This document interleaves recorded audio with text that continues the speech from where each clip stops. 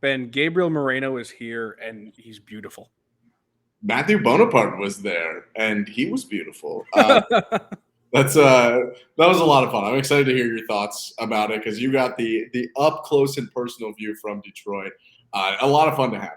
Yeah, I'll tell you about what I saw from Comerica. Ben and I will tell you about what we think about the series. We'll get some fictional betting lines going, and of course, we'll hit you with some Sunday scaries. It's all on Locked On Blue Jays, and it's right now. You are Locked On Blue Jays, your daily Toronto Blue Jays podcast. Part of the Locked On Podcast Network, your team every day. Matt Bonaparte, Ben Shulman with you on this edition of Locked On Blue Jays. Thanks for making Locked On Blue Jays your first listen every day. We are free and available wherever you get your podcast. And today's episode is brought to you by BetOnline. BetOnline has you covered this season with more props, odds, and lines than ever before. BetOnline, where the game starts. The game started, Ben, on Friday, a 3-game set with the Tigers, Toronto in town. I was in town for this one in Detroit. Comerica, by the way, beautiful park. It was my first time having attended. Really, really nice. Yeah, I think we've talked about this off the pod. I've been there a handful of times for whatever reason. I mean, it is pretty close to Toronto in terms of away ballparks. Yeah. I enjoy it a lot. I've always liked the Tigers kind of all over the park. That was something that always drew me to it. But yeah, I think it's got some personality. It's got a lot of history, like showcasing some of the great, Tiger history that's existed for almost 100 years, if not more. So yeah, I like Comerica. Claps to Comerica. Underratedly historic club. And with Toronto and Canada being so close, tons of Blue Jays fans, which was exciting for me. I got to meet a friend of the pod, Dan Shulman, so that was great. Yeah, I mean, it was just a fun series. Gabriel, of course, gets called up, and we know we're going to see him in this series at some point. Plays his first game yesterday. We're recording this right after Sunday's game. And his second game today on Sunday. So much fun to watch him. And I think it was the first time I'd ever been in attendance for a game where a top prospect, a top 5 MLB prospect had been called up, got to see his first hit, his first run, first put out. It was cool. I mean, the whole thing was really cool. And the guy just seemed so grateful. And this is going to be my storyline for the series, is that I think it just, I don't know if it necessarily changed the vibe of the team, but it definitely added a new factor that they didn't have before. Obviously, catching for the Blue Jays has been a 2-man job all season long with Jano and the meat man Alejandro Kirk. But with Jano getting hurt every 5 seconds, it was only a matter of time until we saw the Blue Jays say, all right, we'll give Moreno a shot over Taylor Heineman or Zach Collins. So seeing him was really cool. He got that hit. He swung the bat well. He was aggressive at the plate. And also, he's fast. I don't think anybody knew that. I mean, the dude can move. So that was really cool as well. Yeah, that's got to be the main storyline to take away from this series. I'll try and kind of build off of that with mine because a lot of credit goes to him in this respect. I thought the starting pitching, was great in this series, a big bounce back. I'd gone back to the Twins series and kind of blamed that one on them and was even concerned with some of the stuff I saw in the White Sox series where they were giving up lots of early runs and putting the Jays behind the 8-ball. Barrios was a stud. That dude was sick. And Ross Stripling was an absolute stud. Gausman was good. I'm still a little bit concerned. It seems like people are – something's off. Well, people can tell what he's doing now. I thought that you could just throw the high fastball and throw the slider – not the slider, the splitter low, and it would fool people the whole year. Clearly, that's not the case. They're just laying off of the splitter. He was not throwing a lot of them. I do like the adjustment he made where, frankly, he's throwing the splitter for strikes. Like, dare people to hit it. They still won't hit it, even if it's in the zone. I really don't think still a great pitch wherever you put it. I mean, you can't put it that high, but if you're going to throw for a strike in the low of the zone, it's going to work. Yeah, and then you set people up when you throw it lower again. So, I mean, he wasn't bad. He had a good start. What, like 6 innings, 2 runs? Something like that. Yeah, I'll look it up for you. Yeah, please. Thank you. It was a good start for him. And overall, the starting pitching, like with that being the bottom of the barrel of the 3, definitely, in on the starting pitching, kind of taking their role back as the leaders of this team. Even if the offense is good, this team's going to go as far as the starting pitching takes it. because we knew the offense was going to be good. So what do you got? You look like 6 innings, 1 earned for Gausman, 3 walks, 4 Ks. So pretty good out. Not as sharpest on the eye test, but But that's a return to form. He Yeah. was my hype train. It's like a moderate. I'm going to take it. My scary got COVID right before the series, so unfortunately he didn't play. So I hope Daz Cameron gets better. But I was walking the concourse today, and I was like, I haven't seen Daz Cameron once. Yeah. Well, it's tough for you.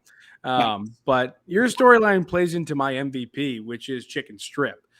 He came in today and did everything he had to do to kind of lift the ball club up from what yesterday's terrible performance was, where the bats just did not show up. And I've talked about this plenty of times on the pod, how invaluable it is to have a pitcher go out there and just put the team on his back. And that's exactly what Ross did. I'm going to throw out a take that is not at all hot and probably one that a lot of people agree with, is that he should never come out of the bullpen ever again. He's struggled a little bit out of the bullpen here and there. We saw his ERA balloon a little bit out of the bullpen. He's been pretty solid every single time, if not really good, starting games. So whether that means that this has to be a 6-man rotation or not, I'm there for it. Ross Stripling, if he's going to pitch for the Blue Jays, which he will, he should be a starter. I mean, the dude was just a dog today. 6 innings, 1 hit, no runs. I mean, that's exactly what you want. 4 Ks to go with it ain't shabby. No, it ain't bad. I mean, it's his best start of the year. I don't think your take is hot until you break it down more, because, like you said, it's either it's kind of got to be a 6-man rotation. The main thing that plagues Ross Stripling in the best way possible and the worst way possible is that he has versatility that the other starters don't have. He can go in the pen. Like, Hyunjin Ryu's not coming out of the pen. Yusei Kikuchi's not coming out of the pen. They're also higher paid. And Ryu's near the end of his contract, but at the same time, they pay him $20 million. I'm not saying they should come out of the pen, those two guys, because I actually do think that they're valuable veterans at the end of that rotation. But I just think that if you have struck gold with Ross Stripling, a guy who's been successful in the past, was an all-star in Los Angeles, why would you diminish what he can give you if he's already proven that his best role on this team is going to be as a starter? Are we only in June? Sure, but we're almost halfway through the year at the same time. So you're kind of figuring out what you're going to get from players this season. And if Ross Stripling's telling you his best production is going to be as a starter, I think you should take that. And if this is a team in the Blue Jays that right now it looks like you're going to be a wild card team, can they catch the Yankees? Of course they can. It's June, like I said. But you got to take what you can get from every single player. And if Ross Stripling's going to give you his best as a starter, make him a starter. That's fair. And it's not like you just get high quality starters or quality starters even every day. So it would be a difficult thing to let one go by the wayside. I'll flip it to the offensive side for my MVP. Just rake the whole series throughout. Lourdes Gurriel just had a fantastic series. Pineapple Man. Yeah, he batted .500. He went 6 for 12 with a .917 slug because he had 3 extra base hits. Homer, team leading 5 RBIs. Struck out a little bit, but who cares? 2 doubles. I don't know what to say other than he mashed. There were a lot of guys that hit well. George had a great series. Vlad had a strong series. Bo's just been after 3.5 weeks of not being Bo's been exactly Bo for 2 months. So his OPS is about to go over 800, and then everyone's going to be like, Bo Bichette's hot, but he's been I love your prediction on that. So accurate. It's it's going to happen because I get it. People don't pay attention to the Blue Jays a lot outside of Toronto and Canada. So, people will say what's wrong with Bo Bichette? But they're going to realize that he's been hitting for a while. But Lourdes simply just hit the best out of a lot of guys that hit really well. So he's my MVP. And the more he hits, the better, because that's the only position you could think of them trying to trade for is corner outfield. But if he keeps hitting and Teo, who had a solid series, keeps hitting, then you don't need to. Yeah, the offense seemed healthy. If you want to get healthy, maybe you use our next partner who has a product that I use literally every day. I started taking AG1 because, listen, everybody could stand to lose 10 pounds, all right? And not everybody thinks that they've got the time. You want better gut health? You want more energy? You want an optimized immune system? Go get some Athletic Greens because they have the right stuff Listen, these guys, it's absolutely ridiculous. It's lifestyle friendly. It's not just healthy, whether you eat keto, paleo, vegan, dairy-free, gluten-free. This is the greatest stuff. And it's not expensive. It costs you less than $3 a day. You're investing in your health, and it's cheaper than your cold brew habit. It's cheaper than getting all the different supplements yourself. You're investing in an all-in-one nutritional insurance, man or woman. It is the best stuff on the market. And to make it easy, Athletic Greens is going to give you a free 1-year supply of immune supporting vitamin D and 5 free travel packs with your first purchase. All you have to do is visit athleticgreens.com/MLB network. Again, that's athleticgreens.com/MLB network to take ownership over your health and pick up the ultimate daily nutritional insurance. Ben, are you an AG1 user?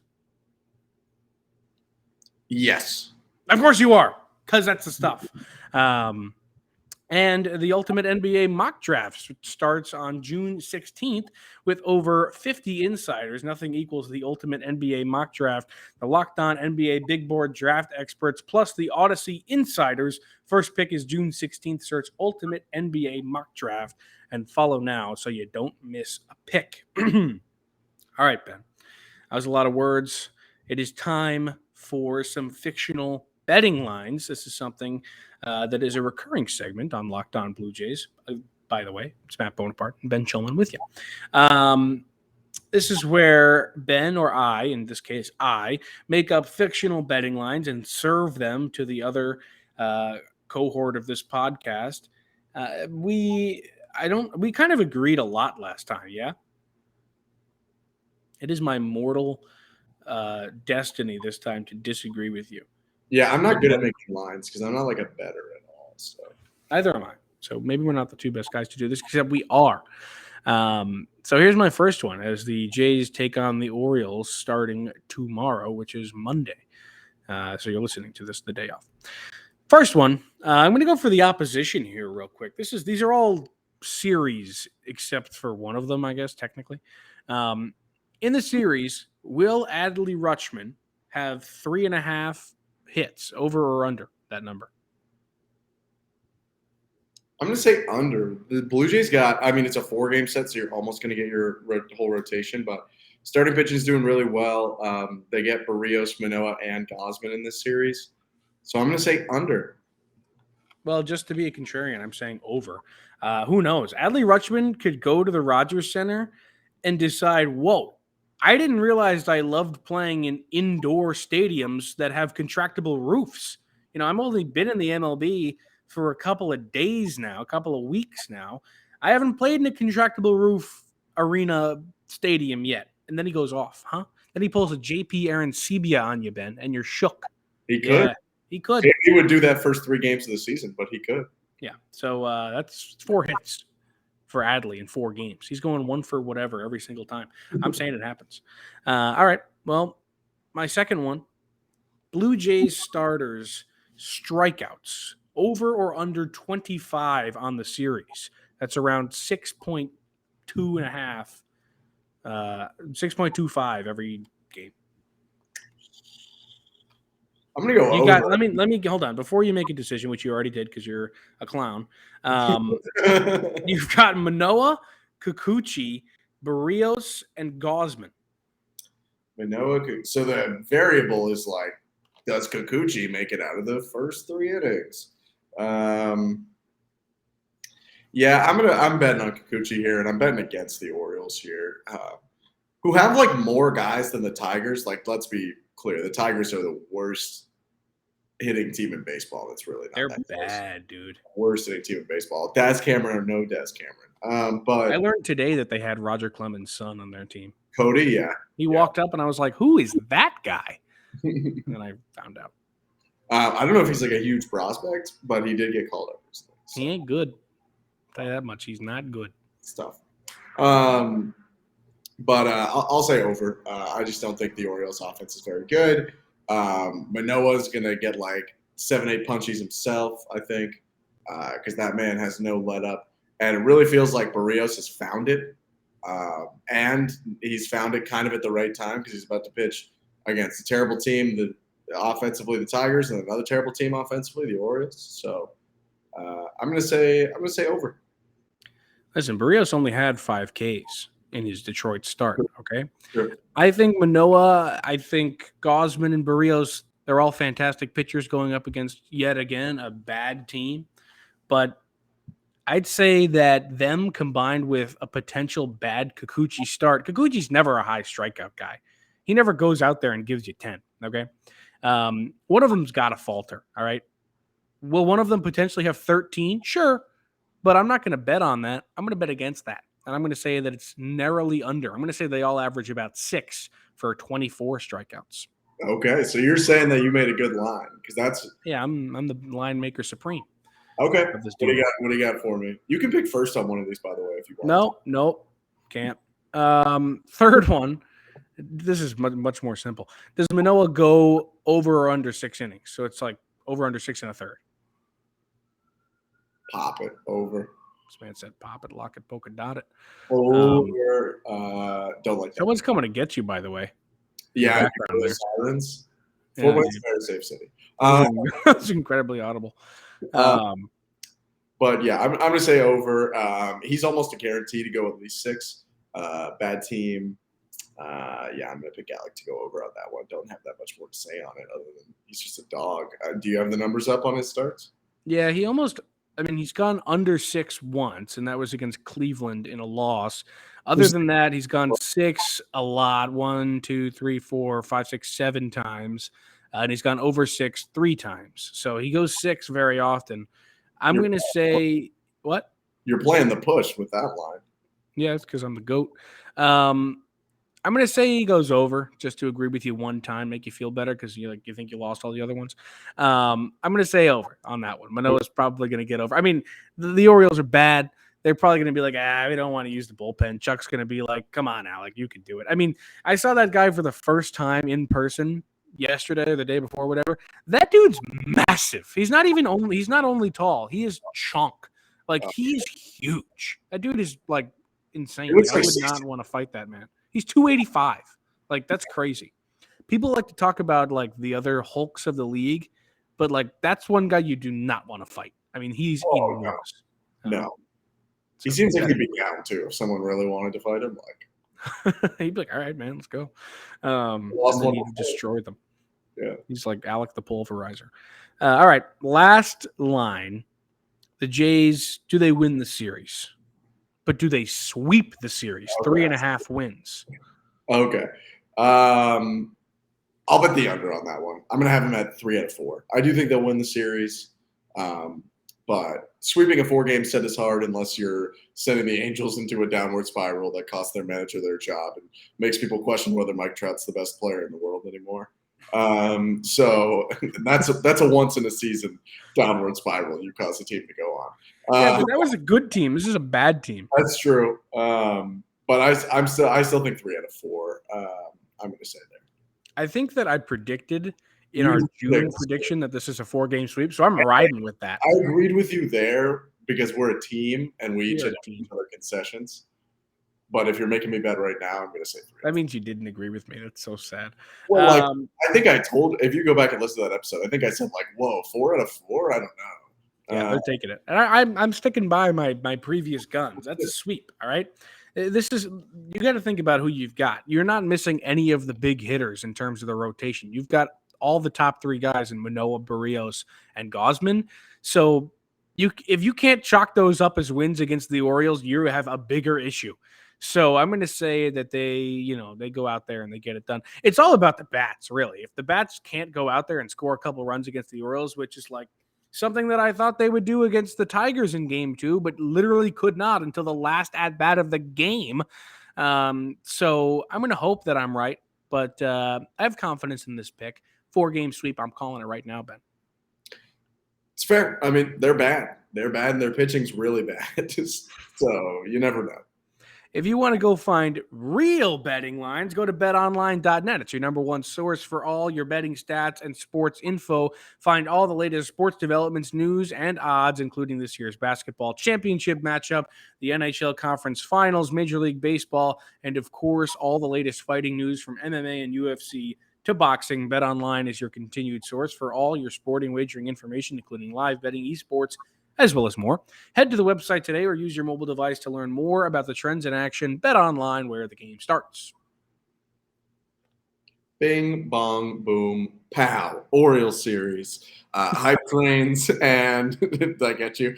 That was good. Thank you. Hype trains and Sunday scaries. It's Sunday where we are. It's Monday where you are. It's not time change. It's just the magic world of scheduling podcast episodes. Yeah. Okay.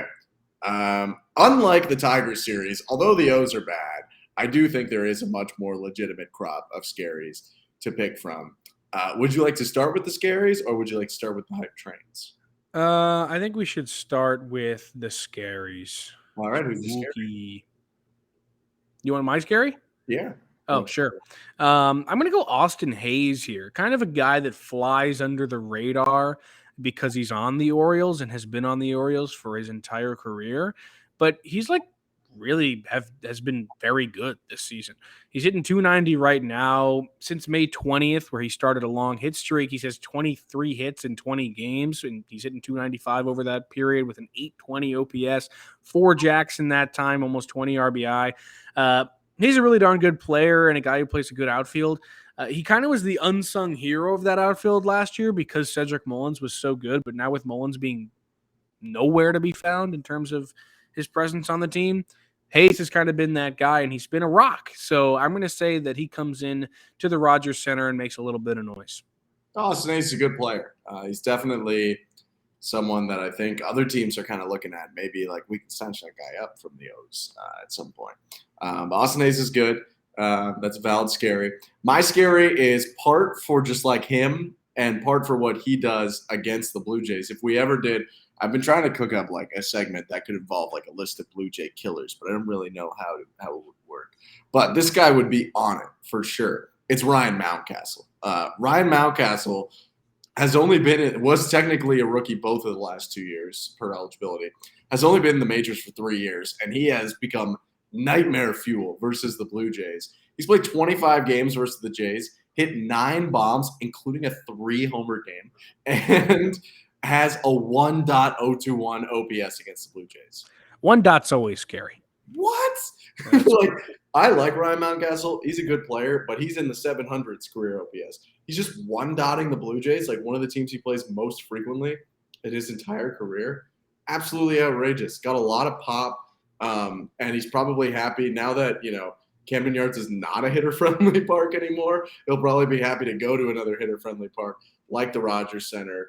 I'm afraid. I have a lot of respect for Ryan Mountcastle in like a scary way, That's the epitome of scaries right there. Yeah, like a girlfriend's father in high school. I'm afraid of you, but I respect you. This guy's always apt with the analogies. All right, my hype train for this series, and whether or not you think I hate this guy, which I don't, or you think that his dad's a compiler, I'm going for Cavan Biggio here. All right, Cavan Biggio, since May 26th when he got called up from AAA after he was god awful, because I was screaming about how god awful he was. There was merit to that when I was saying it, okay? For people who want to go attack me for now switching sides, quote unquote. Listen, I just calls it like I sees it. And currently, Cavan deserves to be called well because he's playing darn well. He came up on May 26th with an .038 batting average and has since yanked it up towards 200 at a 182. But what's more impressive is that on-base percentage, which he yanked up from 219 to 357. So that's pretty crazy. And in this time, from the 26th to now, his OPS has been 827, which is also ridiculous. And then you're talking just about the Orioles. Against Baltimore in his career, 8 homers, 27 RBI. That's pretty great. And also think about this. Matt Chapman, we don't know if he's got an injury. There's soreness. Soreness is always very vague. We don't know. It could be whatever. It could be nothing. Could be something. Time will tell.